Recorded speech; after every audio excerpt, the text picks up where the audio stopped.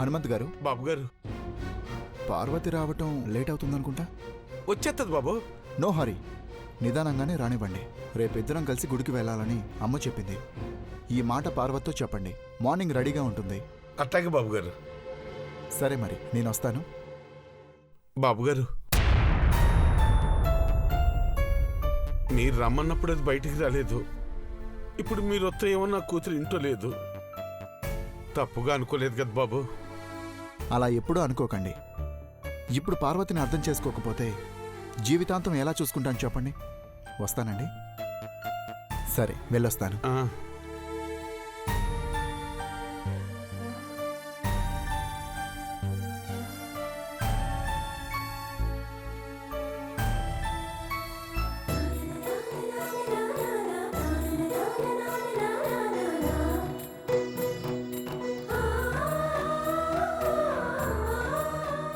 అయ్యా, మీరే కదూ ఆయుర్వేదం మందిస్తానన్నారు. గతం గుర్తొస్తుందని చెప్పినారు కదూ. మా పెద్దబాబు గారికి ఆ మంది అండి అయ్యా. ముందు నీ పరిస్థితి చూడమ్మా. ఇంకా నువ్వు కుదుటపడలేదు. నాకేమైనా పర్వాలేదయ్యా, ముందు నా దేవుని కాపాడుకోవాలా. నీ ప్రాణాలని కూడా లెక్క చేయకుండా అతని కోసం ఆరాటపడుతున్నావంటే నీ జీవితంలో అతనెంత ముఖ్యమో అర్థమవుతుంది. ఖచ్చితంగా ఆయుర్వేద పసరం అందిస్తాను. ఇక ముందు నిన్ను కాపాడిన వారికి కృతజ్ఞతలు చెప్పమ్మా. మీరు నన్ను కాపాడి మా పెద్దబాబు గారిని కూడా కాపాడినట్టయినది. దేవుడు మిమ్మల్ని చల్లగా చూడాలా. పర్వాలేదమ్మా.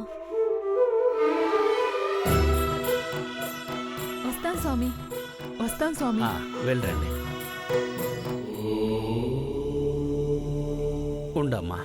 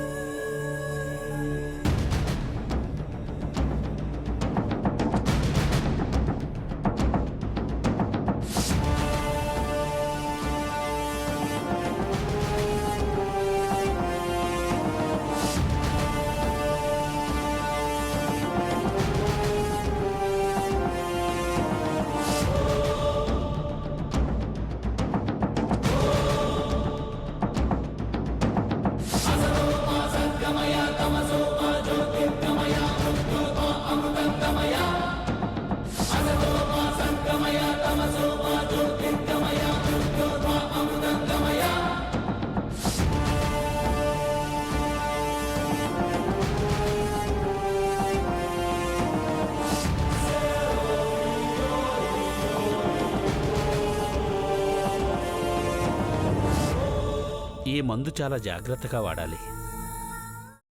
అమ్మా, అలాంటి వాళ్ళది నిజమైన ప్రేమ కాదు, అది వ్యామోహం. ఎగ్జాక్ట్లీ చిన్నత్త. నిజంగా ప్రేమించుకున్న వాళ్ళు అలా చేయరు.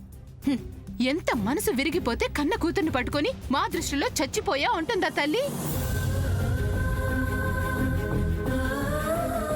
అది సరే అమ్మా, తన కూతురుతో తన మాట అనేటప్పుడు ఆమె మాటల్లో వ్యథ, కళ్ళల్లో బాధ గమనించావమ్మా? పెద్దబాబుకు బర్త్డే విషెస్ చెప్పు కూడా వెళ్ళాం కదా. ఊరికే ఎలా కాలిపోతుంది? మంట పెడితేనో పడితేనో తగలబడుతుంది.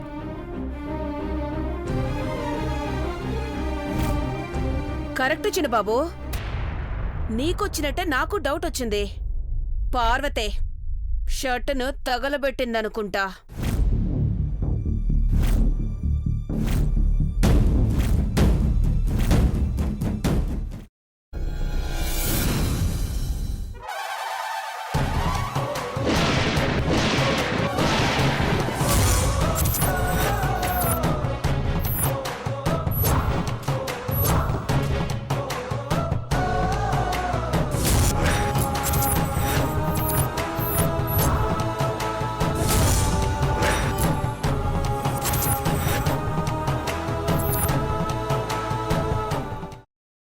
తర్వాత పొట్టు తీసేసి చాప్ చేసి పక్కన పెట్టుకోవాలి.